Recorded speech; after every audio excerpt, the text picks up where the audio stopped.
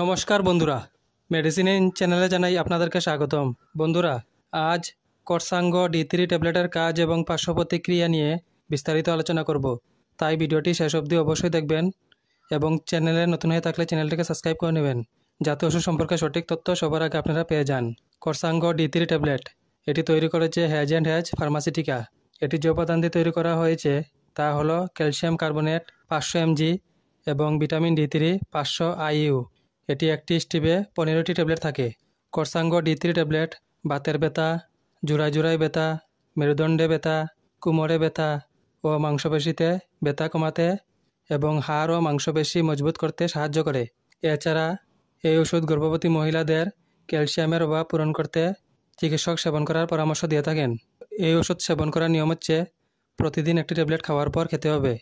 এই ওষুধ সেবনে সাধারণ কিছু পার্শ্ব প্রতিক্রিয়া দেখাইতে পারে, তা হলো গ্যাস, বমির ভাব বা বমি, ডায়রিয়া এবং কোষ্ঠকাঠিন্য। যদি এরকম সমস্যা দেখা দেয় তাহলে ওষুধ সেবন বন্ধ করে অবশ্যই চিকিৎসকের পরামর্শ নেবেন। বন্ধুরা, ভিডিও ভালো লেগে থাকলে লাইক, কমেন্ট, শেয়ার অবশ্যই করবেন। ধন্যবাদ।